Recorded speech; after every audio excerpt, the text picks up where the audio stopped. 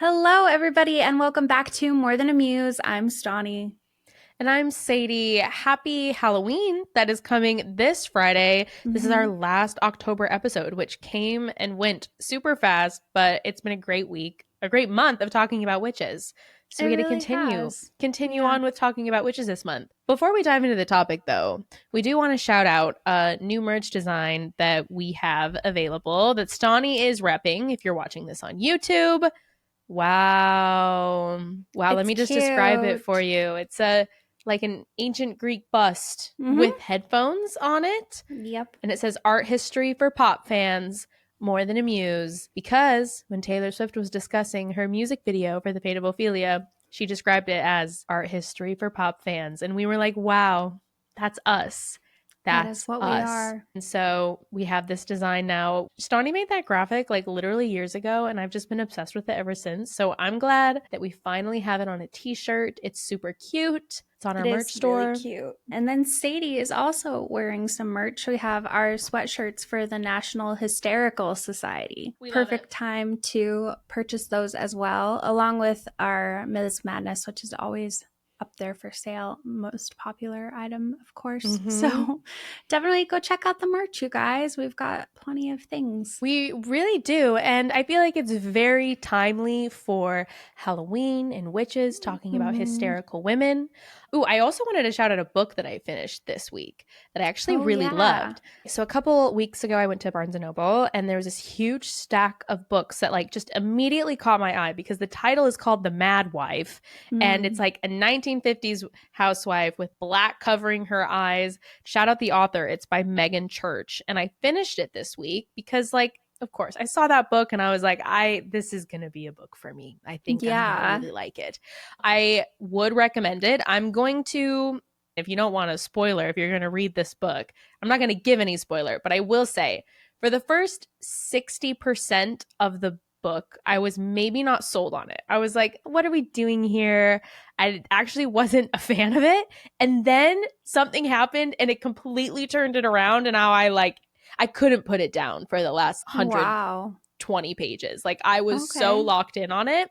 So I would very much recommend it. It's obviously it covers the themes of hysteria, hysterics. At one point, this like she's literally well, again, I don't feel like this gives anything away. Like she falls into this hysteria, hysterics, and it like looks at the way that the men are viewing her, how she views Mm-hmm. herself. She's like pregnant at the very beginning with her second child, and it's kind of like the fallout of that. She has a neighbor who comes in across the street that she becomes utterly fascinated with, another woman that she feels doesn't act right, and you'll learn why and what happened. And the thing I did love about the book that I'm going to slightly spoil is it ended good. Like it Oh, didn't good. end with me feeling hopeless. And I think Mm-hmm. that I was so scared that I was reading it that it was going to like just end with me feeling empty.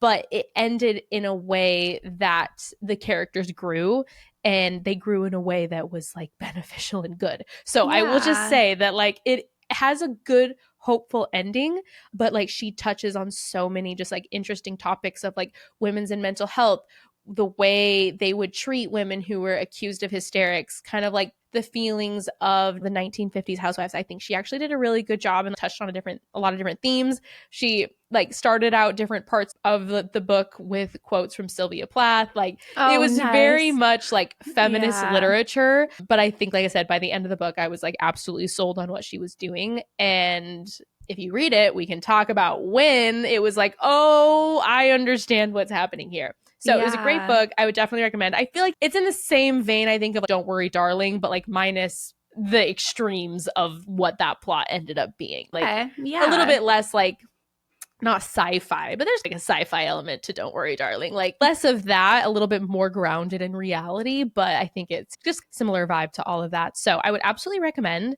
Like I said, it very much fit our hysterical society merch and Mm-hmm. just everything that we are always talking about. So it was fun to read that and just had to pass that along. That's awesome. I know I've already purchased it for my Kindle. I just haven't started Perfect. reading it yet. So I'm it's sitting and interested waiting for in me. yeah, and what you think. I will also say Mm-hmm. too that it was like a relatively easy read, which was That's a so nice good. thing too. I Yeah. just finished reading Jane Eyre And that was a very dense read, obviously. So going from Yeah. that dense read to that, I was like, okay, cool. I don't have to work. Like the words aren't as Yeah. close together and tiny on the page as Jane Eyre. That makes so Which was much sense. also, I actually was very surprised by how much I enjoyed Jane Eyre. Oh, that's good. Have you read Mm-hmm. Wuthering Heights? No, I haven't, but Okay. I feel like I have to before the Margot Robbie Wuthering Heights movie comes out I in know. February. So it's Yeah. definitely on my very soon TBR. Have you read it? No, I haven't. I've been wanting to since the movie got announced, but then people are like mad because they're like, this is nothing like the book. But Yeah, that kind of makes me want to read the book more. totally. So, yeah, I feel think like I it'll be need like a to. good time to do it because it's not like I grew up loving it. So I won't be maybe as precious about the book. That's if true. I go into this knowing that it's probably not going to be anything similar, maybe that'll be better. Yeah, But I was that's so actually fair. very not surprised by how much I like Jane Eyre, but it's always nice when you're reading a classic and you're like, oh, this is why it's a classic. I'm like, Uh-huh. this is worthy of the classic title that it's been given because I am enthralled. I am intrigued.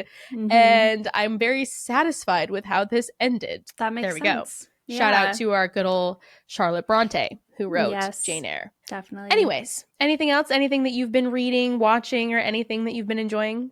Nothing crazy. There's a cute little rom-com that's dubbed that my mom had me watch the first half of called Actually Romantic. Or no, Romantics Anonymous. Why I said actually I haven't heard of romantic? that. Like the Taylor Swift song? Yeah. Yeah, it's called a Romantics Anonymous, and it's about this like chocolatier, and she can't look at anyone in the eyes, and then she ends up like meeting this guy who can't touch anybody because Oh, it's like severe anxiety on both of their ends, but for some okay. reason she can look at him and he can touch her and they don't affect each other. But it's like an enemies to lovers situation because they hate each other in the beginning, and That's cute. it was really cute. Yeah. Yeah. So if you're looking for, I think it's Korean and Japanese made together. Oh, and okay. then, yeah, they dub it over and it was very adorable, gotta say. Is it on Netflix? So, yes, it's on Netflix. There we go. Yeah. All right. Perfect. Yeah. I've just been watching The Great British Baking Show on Netflix and also rewatching the TV show called Nashville, which is a little bit humorous now that I've lived here for 3 years and I like know the places. And then when they'd be like, oh, let's go get a drink here. And I'm like, no, you would not do that. No country singer is going to go to the middle of Broadway on a Wednesday at 2 p.m. for a casual drink. Like, I don't think so. Funny. But other than that, it's a great time. Love that. Anyways, today is fun because we're going to be talking about musicians that have been accused of witchcraft. And admittedly, I think I'm just scratching the surface here, but I was telling Stauney right before we recorded that an interesting thing that has happened when I was doing the research for this is that it was pretty common that when I was researching that I was finding myself on church blogs and websites that were putting out information about what musicians to avoid because they've been accused of witchcraft or which ones to be wary of, which was a surprise. I honestly was surprised that there were so many resources dedicated to this, but I found it very interesting. But it also reminded me of, for one thing, like obviously the satanic panic is something that we've talked about, but the also thing that I was thinking of is like the superstition around the Illuminati that is running the music industry and have these people sold their souls to the devil is another thing. I think it's a pretty kind of common trope in musicians. They go to the crossroads, they sell their souls to the devil, and they come back, and that's why they're able to become who they are. Yeah, I just think that that's a pretty common trope. And then again with like the Illuminati, like you can go on YouTube and type like anything about Illuminati conspiracy theory and you're going to get like a 17-minute long video connecting all of the Illuminati references in a Katy Perry music video. Beyonce, I think, is pretty like heavily associated, and like Jay-Z. Very, very heavily, yeah. Yeah, I didn't go down that rabbit hole as much as I could have. That could have been a whole thing. And it's, I think, a little separate from witchcraft, the Illuminati, but I think it's the same thing, right? Of it's like, you're pointing out like who's the witch, who's the one we need to be wary of, and it's the same thing as like, who's a part of these like evil organizations that are controlling our world and controlling Yes. us. Yeah. That's like the 1692 in Salem. I think that's our version today, except we're not killing people over it, which is great. But that's really great. I will say anyways, it's kind of funny to think about there being blogs that exist today talking about like modern musicians. Because during the 80s, I don't know, it seems more comprehensible. I'm like, okay, yeah, like no, I Satanic Panic, agree. everything. Yeah, but then like for people today to be like, oh, you know, so and so, they're doing witchcraft. Don't let your children listen. And it's just like, you still believe in witchcraft? I don't know, like, and okay, this is something, and I want to be like wary here, because if like someone who's listening does believe in this, like I respect religion. I personally still identify as like a religious person, but I was so interested like coming out here to the South, because this is the Bible Belt that I live in now. And I wasn't around a lot of like non-denominational Christians per se, like where I grew up. And the amount of people who are like, oh, you were allowed to watch Harry Potter, you were allowed to read Harry Potter. And I was so confused by that, because for one thing, like people in Utah love Harry Potter. So there was never a question on if we were allowed to or not. But I realized it was like the same thing of it's witchcraft, like it's wizardry, it's worshiping, it's being excited about those things. And so it's just like interesting to realize that is actually still a pretty big part of people's religions, is to avoid this like witchcraft and all of these things and like dark magic. And I will say, for me personally, like I don't like watching scary movies about demons. I'm superstitious about that. I don't want to welcome bad energy into my house or whatever. That's my own superstitions. And it's probably rooted in the same thing, right? Of people saying don't watch Harry Potter. And like my own superstitions here, even though like I know that like me watching The Conjuring is not me doing a seance in my kitchen. Like I know it's not the same thing, but I get scared, and so I don't watch those kind of shows. It's funny, actually. The Conjuring and the whole universe is actually like extremely religious shows. Like, yes, true. The most religious like horror movies I've ever seen. So it's also funny that I feel like a lot of those shows get like a bad rep from it too. And I'm like, they could be promoted by the Catholic Church. Like, yeah.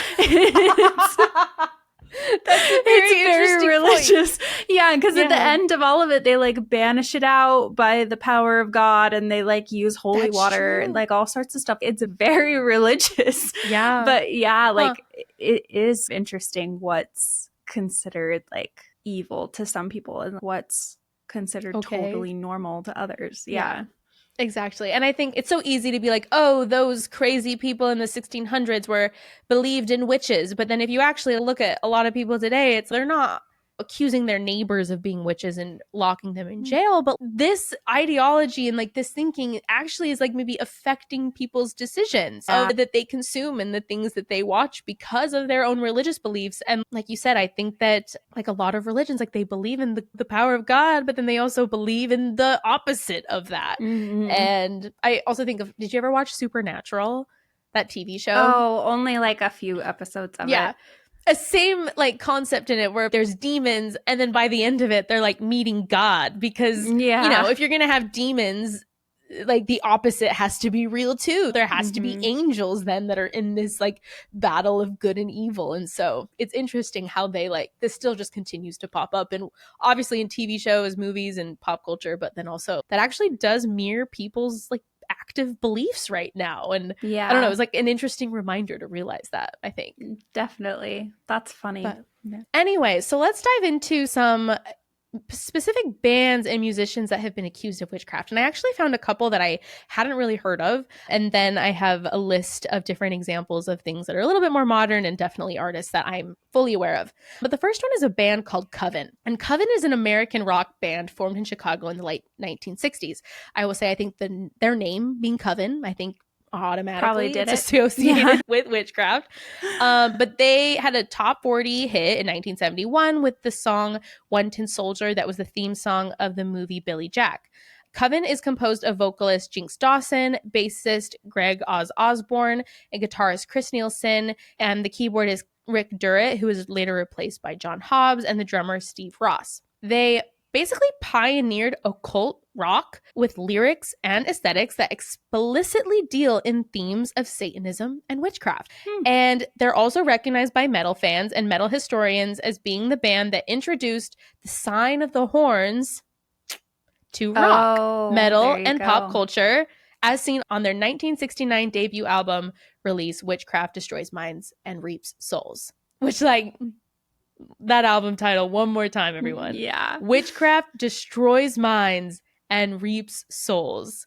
Like, that's hilarious. That coming out in the 60s and 70s, that's hilarious. Especially, like, that's before the Satanic Panic that got huge in the 80s. But, like, this was definitely later. And also, too, like, I remember, like, hearing that, the rock sign's actually a sign of the devil and all of this. It's the devil's horns. I remember hearing about this. I just barely learned that, actually. Very recently. It's so funny. And I think that there's, like, a lot of these, like, heavy rock bands. Like, you get, for me, I always imagine, like, the old geezers being like, don't listen to them. They believe in Satan. But it's not real. But the funny thing about them is they sang about Satan. They signed with Mercury Records and released their debut album, Witchcraft Destroys Minds and Reaps Souls, in 1969. The music on the album was considered very underground rock, but what made it distinctive was the heavy emphasis on diabolical subject matter, including songs such as The White Witch of Rose Hall, based on the story of Annie Palmer, For Unlawful Carnal Knowledge, Black Sabbath, and Dignitaries of Hell. The album concluded with a 13-minute track of chanting and satanic prayers called Satanic Mass, written by their producer, Billy Trout of Dunwich Productions, and described as, quote, the first Black Mass to be recorded either in written words or in audio. The Satanic Mass was also the first time Latin phrases such as Ave Satanas were used in occult rock music, preceding influence to later satanic metal and black metal songs that it would include these lyrics. Also included inside the album was their infamous Black Mass poster showing members of the group displaying the sign of the horns as they prepared for a satanic ritual over a nude Dawson lying on an altar. Man. So I would say that perhaps this was witchcraft and Satanism. This wasn't like crazy reading between the lines. This is pretty blatant what they were doing. Definitely. Unwanted publicity came to the band in the form of a sensationalistic Esquire magazine issue titled Evil Lurks in California that came out in March of 1970, just a couple months after this album came out, which linked counterculture interest in the occult to Charles Manson and the Tate LaBianca murders, which I remember learning about the fact that people were linking that with Charles Manson and all of that, while also mentioning that this album and its Black Mass material. So as a result, this album was pulled from circulation. Wow. I know, right? A band album instead of a band book. A full band album. I will say that they released other albums besides that. I don't know if just after that they just toned down the Satan about it. I don't really know. But there are multiple unlicensed CD releases of the Witchcraft album over the years, and it was officially released on the band's own label in 2007. So it's now been officially released again. But crazy, it took 37 years for them to put it out again. I'm sure it was probably a little bit difficult to find a record label that was willing to put their money and funding behind it. Yeah. I would understand as a business, you'd be like, do we want to be known as the one who's going to produce the Satan album? It's a strong stance to take. So I could understand maybe someone's hesitancy with being like, yeah, I'm okay with this. However, it turned into such a collector's item. There was also probably quite a bit of money to be made with that's such a good point. This CD. So it's ooh, it's a risk, but rock history at the same time. It really is rock history. It's funny too. I was reading a little bit too about Black Sabbath and how they were like, no, we don't take inspiration from them. So I wonder if there's more drama there. I was gonna say the title of the song, you would assume that come from them. Yeah. But anyways, so that's just a little bit about Coven and their, like I said, pretty blatant Satan record. So yeah, they were a musician that was indeed accused of witchcraft. And also I will say one of those people in it is a woman. So hence why the More Than A Muse of it all, why we're mentioning it. The next one we're going to talk about is Diamonda Gallus. And this person, oh my gosh, I feel like I want to do a whole episode and deep dive on her, because Oh, cool. this was one where I'm like, okay, I'm talking about a lot of people. I don't want to spend so much time on her. But what a life, and so much more that we could dive into here. So she was born in 1955, and she's an American musician, a singer-songwriter, and a visual artist. Something that's a big part of who she is as an artist is that she campaigned for AIDS education and for the rights to those who are diagnosed. Of course, she's not literally a witch, but she's often referred to as one due to her powerful and theatrical artistic style, which would include a lot of themes of mythology, occultism, and spiritual and political struggle. The perception of this was reinforced by her really unique vocal technique and her intense performances, which have led many fans and critics to describe her as a modern-day sorceress or a witch figure. So that's where The it comes music's from. just too good. The music's just too good. And it seems like with her branding and things like that, it's very much aligned with witchcraft. But her commitment to addressing social issues and her involvement in the collective action has made her concentrate on themes such as AIDS, mental illness, despair, loss of dignity, political injustice, historical revisionism, and war crimes. She attracted the attention of the press, particularly for her voice, which was a soprano, and written accounts that describe her work as original and thought-provoking, and refer to her as, quote, capable of the most unnerving vocal terror, an aesthetic revolutionary, a mourner for the world's victims, and, quote, an envoy of risk, honesty, and commitment.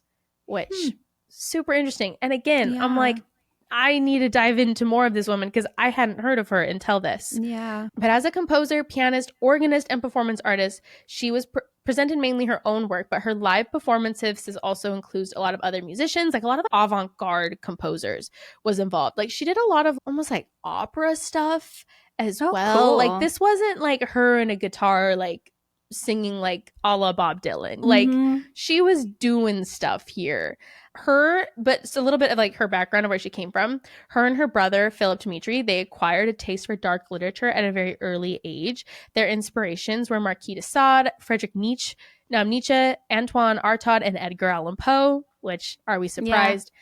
In the 1970s, she actually studied biochemistry at the University of Southern California and specialized in immunology and hematology studies, which I think makes sense for like eventually becoming a witch. But then in her postgraduate studies, she included a master's program in the music department at the University of California, San Diego, which encouraged her to work in its center for music experiment to develop her own vocal technique. But then outside academia, she really dived into these private lessons in San Diego with a bel canto tutor, Frank Kelly, and with vocal coaches that like really helped to make this like super distinct vocal soprano sound. So I don't know, super interesting. I realized I didn't copy over something that I wanted to. So let me just look it up real quick. You're good. And also too, if you were just to look up her picture, like she just immediately looks like, she just has this look of her that you're like, yeah, that could be a witch. And I love it. Let me see. Where was it? Okay. So I'm just going to mention her first album. So her first solo album, which was called The Litanies of Satan, was also an operatic work. It included only 2 compositions, a 12-minute piece entitled Wild Women with Steak Knives, which was described by Gallus in the album notes as tragedy grotesque, deriving from her work Eyes Without Blood, and another lengthy composition, Litanies of Satan, an adaptation of music of a section from Charles Baudelaire's poem Les Fleurs du Mal. So, just for, that is like the kind of stuff she's creating. Her second album, Diamanda Gallus, contained two compositions again. They were Panopticon, which was dedicated to Jack Henry Abbott, whose 1981 biographical In the Belly of the Beast described his experience of the prison system. And then Tragodia Apo Tuama Axon Phonos, Song from the Blood of Those Murdered, a Greek language piece dedicated to those political prisoners who were either murdered or executed during the Greek military regimes in the years of 1967 to 74. Again, she definitely was like using her music to really actually talk about issues. But yeah, with her albums being like 2 songs that are 12 minutes long. That is insane. A 12-minute long song. Yeah, exactly. Her first public performances at New York's The Kitchen and the 1980 Moors Festival with her works such as Wild Women with Steak Knives were developed in this period and used heavily the improvisation element and vocal experimentation. So it just I don't understand what's happening with what she's doing, and I just can't wait to like learn more, okay? Yeah. She also painted she would have painting acts that would, quote, act as an exorcism of that which is troubling her deeply, and that the visual language she uses allows her, quote, to paint an analog of the experience, the misery, and therefore get rid of it for the time being, but only because of that vocabulary. Huh. Yeah, she did a lot of interesting things.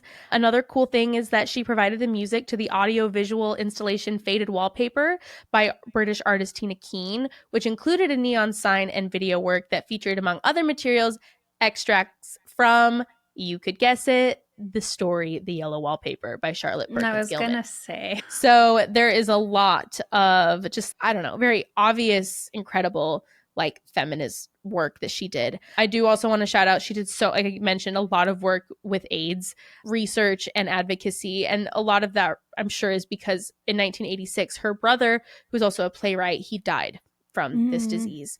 And so because of that, she was inspired to join the AIDS activist group ACT UP, and she became very involved in this.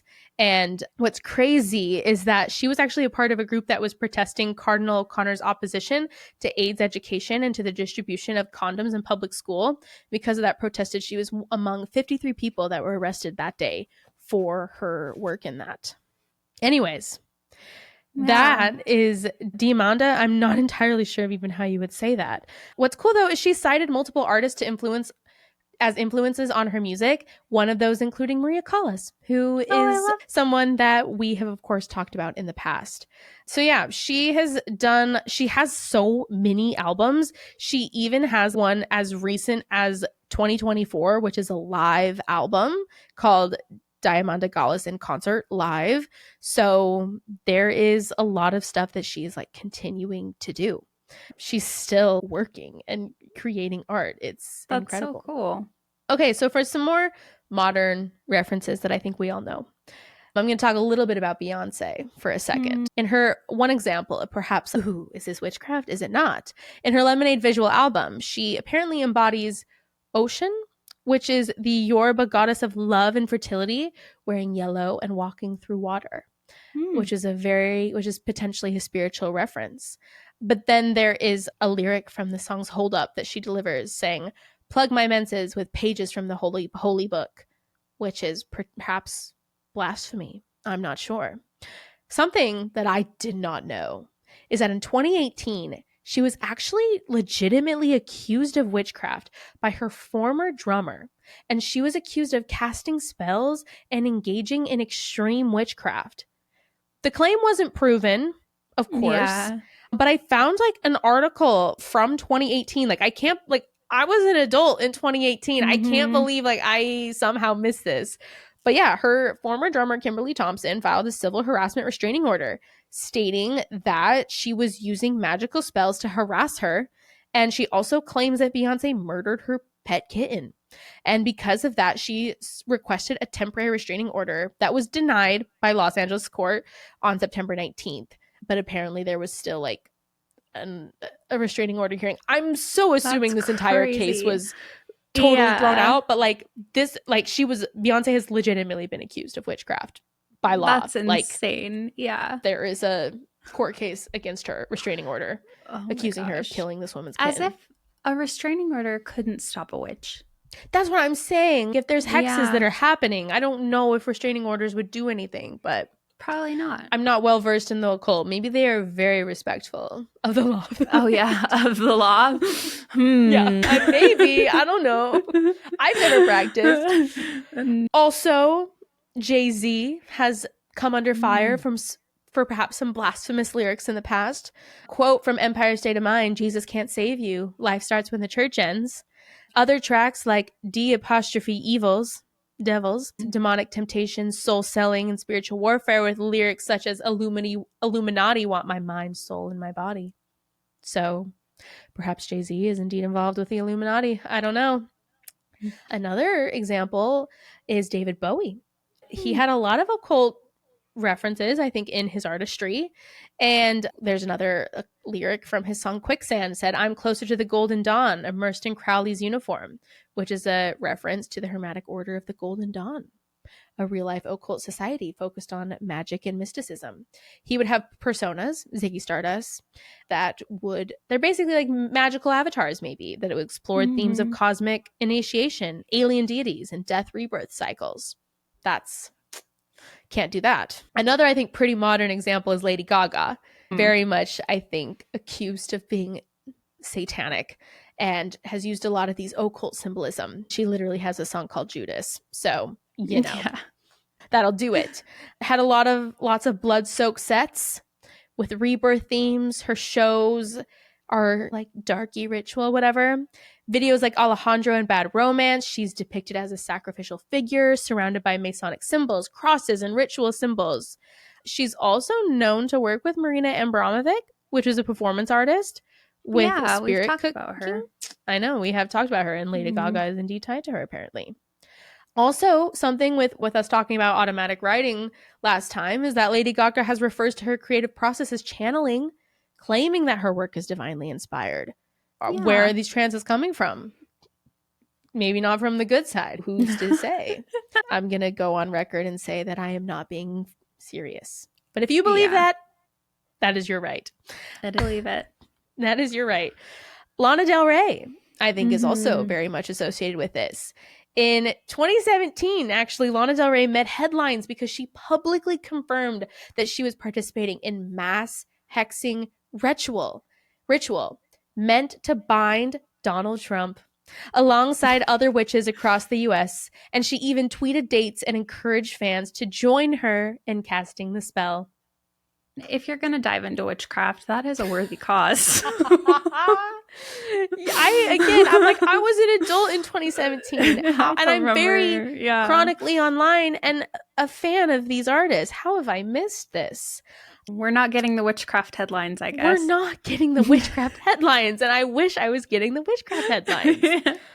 Her music, of course, is also filled with mystical themes, including astrology, divine femininity, and occult archetypes. She has a song called Gods and Monsters, which I think is... I love that song, too. It's actually one of my favorite songs, maybe of all time. But there's a lot of themes of spiritual seduction, fallen angels, cosmic longing. And she also, this femininity, I think, the way she like portrays herself. And I don't know, has a lot of, I don't know. I feel like what I know about Lana Del Rey's brand, it feels consistent that she would be accused of some. Yeah, it would be off brand if she hadn't been. Yeah, exactly. Yeah. I agree. Other things, Elvis Presley is obviously a very famous singer. But something that's interesting is that maybe he was in some way practicing witchcraft, because his wife, Priscilla Presley, says that he became fascinated with the occult in search of, quote, the higher state of consciousness when his record sales were declining with the success of the Beatles. I think that's something too that like people who search out, and I'm not here to say that people who search out like other cultures, like practices is a bad thing. But like, I think that sometimes like people will associate like other cultures, like enlightenment practices, is like diving into dark magic. I think sometimes you hear some people, religious people, like not recommend doing yoga because you're welcoming bad spirits because you're doing yoga. I don't think that's true. It's interesting. It does come across as like a little racist sometimes. No, it really does. Yes, so absolutely. That's a very good point. That like exploring other religions and stuff should be like a very healthy, wonderful thing, like not looked at as, and especially if you're like and if you're doing so like respectfully of the culture and not like there to exploit it and whatever. I think there's also a lot of conversations around yoga of how white women have turned it into this trendy thing, when in reality, like, it is like a spiritual practice. So there's two sides of that coin, right? Don't exploit it, and then also don't think it's evil because it came from a country that you don't know a lot about. Like, it's not inherently occult and evil. No. Let's be mindful here. Please. Very good point. Matt Skiba, I believe, of Blink-182 claimed that he used witchcraft to curse the infamous Fire Festival. In an interview with NME, he says he considers himself a pagan and a witch and used, quote, all the electricity and energy in my body against that thing happening. And you want to know what? It didn't happen. Yeah. He must be very powerful, because everything that could go wrong did. Everything that could go wrong did. And perhaps it is all because of Blink-182 and his own personal practices. He's apparently a really good witch. Yeah. Another person, of course, I'm going to talk about to end this episode is Stevie Nicks. I think Stevie Nicks, his brand, her imagery, what an incredible woman, by the way. But I think she's so associated with witchy. She, of course, she just has an ethereal presence. She's, of course, the front woman of Fleetwood Mac. And she has a lot of, I don't know, I think almost like haunting music. Think Rhiannon, that evokes image of a modern day enchantress. There's artistic choices combined with her self-described Spider-Woman alter ego has led some fans lead to think about maybe a supernatural connection. But according to Nicks, the persona allowed her to retreat into a shell of calm and mystery, which I think fed the witchcraft rumors that followed her throughout her entire career. Despite everything, so the allure of her stage antics and the otherworldly themes in her music continue to spark whispers of arcane knowledge. Nonetheless, her engagement with the occult remains a part of her artistic expression rather than a literal truth. I mean, we don't know. I don't know. Yeah, we don't. Quote though about it. She's in Fleetwood Mac, I have a persona. I call myself the Spider Woman. I try to imagine myself putting on the spider mask. I become very subdued and quieter. I don't move so fast. I'm in a state of suspended animation. That's cool. And I think that's like another thing I like want to touch on is I think that like people just get so fascinated by the artistic process, right? And I think too, when artists try to explain where these things come from, it's even as a songwriter myself, like sometimes I'm like, I don't really know how I did that. I just got the idea and all of a sudden I have a full-fledged song. Okay. Yeah. Like it's really hard to explain it, and it like comes to you in like moments. And I think like describing it can sometimes sound like to an outsider is like an occult practice. Even think about the concept of, we were talking about like automatic writing. Like that is just a universally known creative practice, which is what we touched on. Like any book, even like any self-help book you read is going to like touch on the fact that like journaling can be helpful, writing out your feelings, like that's a pretty universal advice that the world gives, whether it's from a therapist, a self-help book, or like a creativity practice. Like it's good for your brain to do it, but it's like funny when we're so fascinated by how is this happening, that when we're looking at some of the biggest musicians in the world who've also achieved tremendous success and tremendous wealth too, it's so easy to be like, they must be making deals with the devil. They must be involved in the secret Illuminati society that is making this happen, because how else are they falling into trances of creativity and coming up with this amazing music? I don't know. It's like in a way wholesome. I don't know, that we're just like so intrigued by this beautiful creative process that we're just like, it has to be witchcraft. It has to be something evil. I don't know. Instead of, oh, it's from God. But not even that, because I'm sure a lot of these musicians themselves probably don't believe in God. And so if you don't believe in God, you're not going to use God to say, oh, God inspired me with this song idea. You would never say that. So you have to find other ways to word it. And if other people don't resonate that way, it's maybe easy to be like, evil, bad, witchcraft. Yeah. I don't know. I know. That's crazy. I think instead of looking at it as so otherworldly, like we should just look at it as innately human. No? It is like, innately human to be able to do this. Yes, yeah, exactly. But like it's so unexplainable in scientific, mechanical terms that like people just don't. They can't understand it. Yeah. No, I think that's such a great point. Like, I think that's such a beautiful thing about humanity is that it is so difficult to explain creativity, and it's so difficult to explain where ideas come from. And I'm even tying this to AI. Like, I saw this thread like the Instagram thread of where someone, or a video someone posted there of, I can't remember who was saying it, but she was basically like, AI is our past. It's not our future, because what AI uses is our past ideas to create to create this information.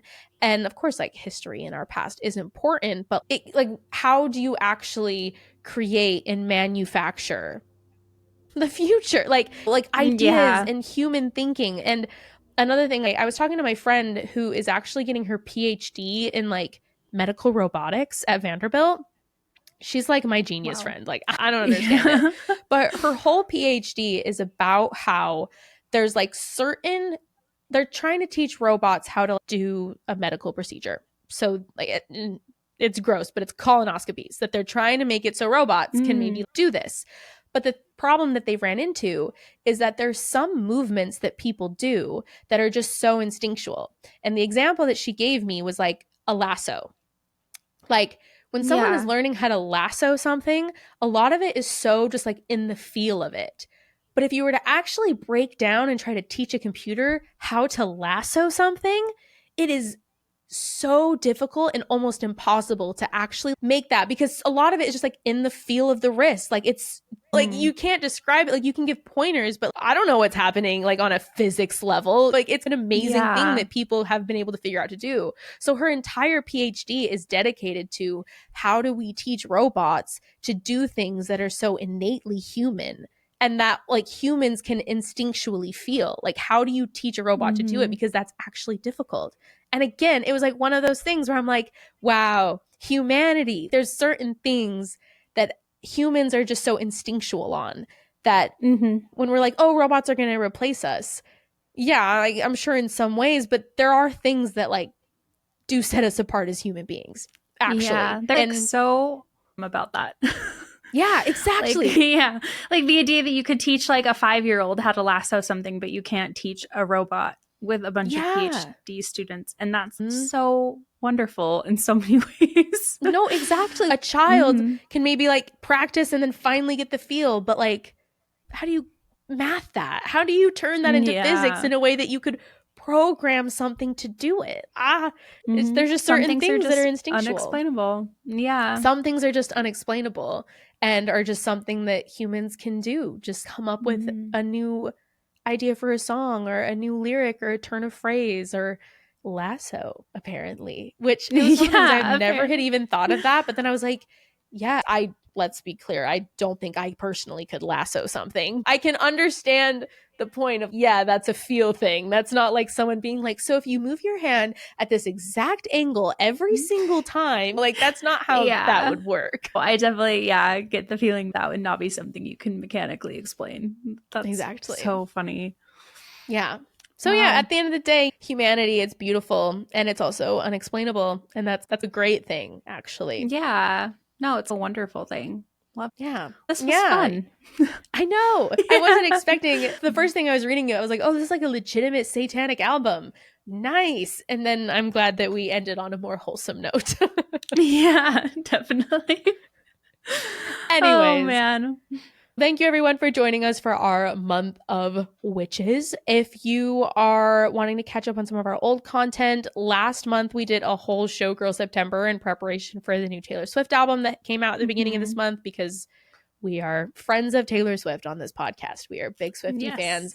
Then we did a whole episode discussing our maybe not or maybe a little slightly complicated feelings on the album. And we've got a whole great month of content coming up next month in November. So we'll catch you next Monday.